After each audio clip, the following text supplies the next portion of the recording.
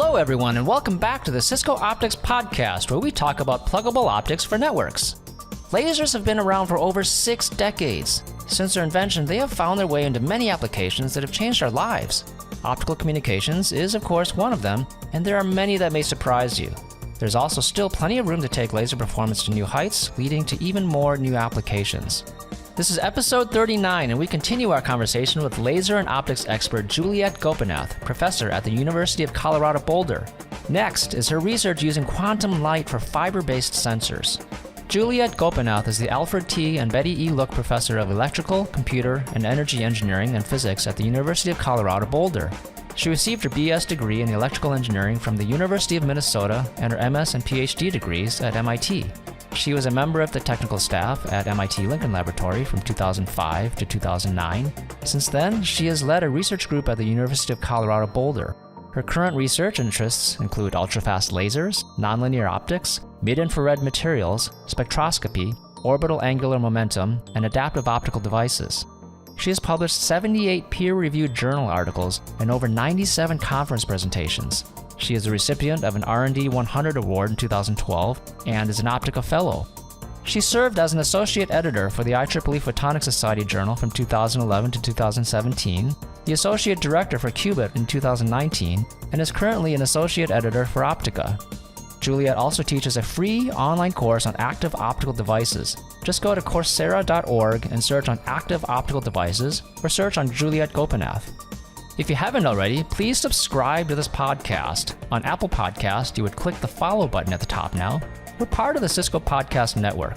Check out our blog at blogs.cisco.com and search on hashtag Cisco Optics Blog. All one word, no hyphen, and no spaces. You'll find podcast notes and links there too. For our YouTube playlist, go to youtube.com and search on Cisco Optics. And for product information, go to cisco.com/go/optics. And now join me as I talk with Juliet Gopinath.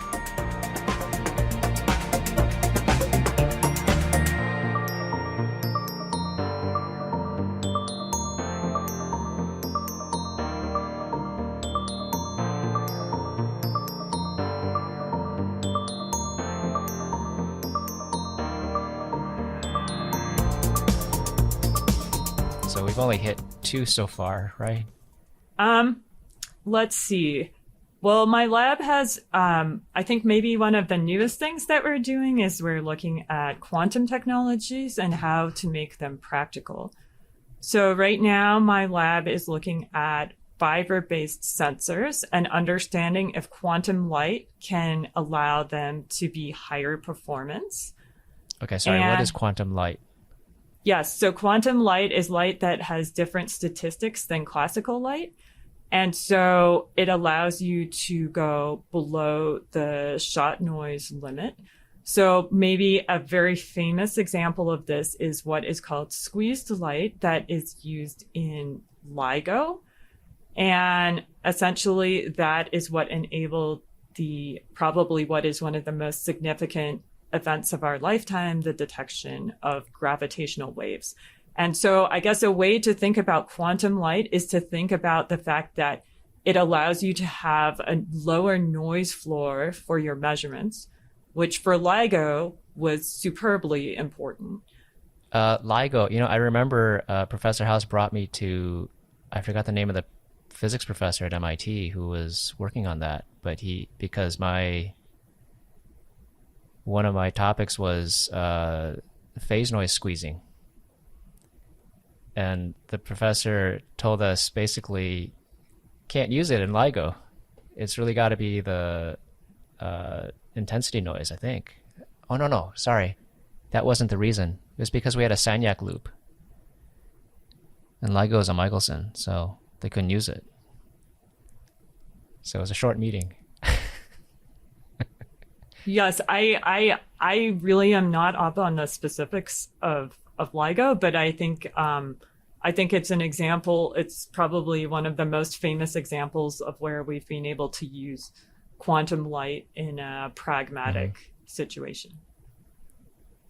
Okay, sorry. So you were saying you're trying to get higher performance quantum light in one of your projects? We're very interested in making fiber sensors for strain and temperature. and exploring the ideas of whether quantum light will allow us to do better in a practical situation where you have a bunch of loss, which, as many of us know, loss is kind of the enemy of quantum sensing. And so we think we've come up with some techniques that will allow us to be able to use to develop higher performance sensors in the presence of some loss. And I think we were particularly interested in fiber sensors because they allow you to make remote measurements. You can't deploy some interferometer to the ocean floor. And there are plenty of other places where it might be really hard to do things in free space. So these are applications where you just know ahead of time that you're going to incur tons and tons of loss, which is going to put you in this range of optical power where you're going to have the either classical or quantum statistics just because you're basically counting photons at that point, right? And whether you're squeezing or not determines whether it's classical or quantum statistics. Yes. I will say that I think we are still loss constrained in the work that we have done. And so one of the advantages to using optical fiber is that the optical fiber is glass. And so it has extremely low loss per length compared with bulk optics. And so that gives you some more freedom. So, so what is it that you're doing for the higher performance? Higher performance, you mean like lower noise, lower shot noise? Is that the metric? Yeah, we can get higher sensitivity. And what we have been doing is we have been looking at a Mach-Zehnder interferometer, and where we have one arm that's the reference arm and the other arm measures either strain or temperature, and then looking at the output in transmission and comparing the results of using squeezed light versus classical light under realistic conditions. So realistic, I mean being realistic about, well, what are the losses that we would incur in the system? And so for us, it's a new field. And so it's actually quite painful to get into a new field, although I think learning new things keeps us young. And so we've published a paper, and we're currently working on experiments to demonstrate the concept in the lab. And so for me, it's been really exciting. Cool. So what was the abstract of the paper that you published? What was the result that you were reporting? So what we showed is that under certain conditions, we could get an appreciable quantum advantage, meaning that we could do better under certain conditions than one could do with classical light. Now, this was obviously in the case of the few photon regime.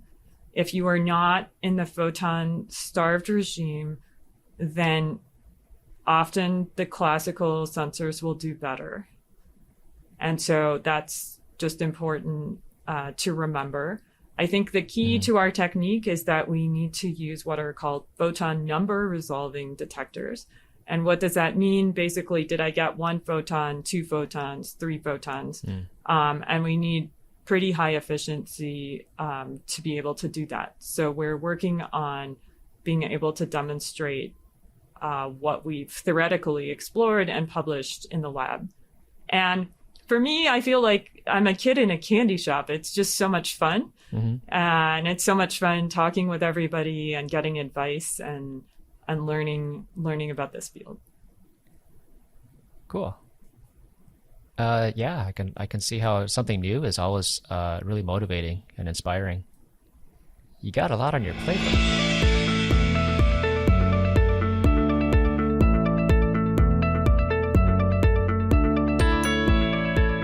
That was the 5th part of my conversation with Juliet Gopinath. Next time, we'll get into femtosecond laser pulses. Juliet also teaches a free online course on active optical devices. Just go to Coursera.org and search on active optical devices or search on Juliet Gopinath.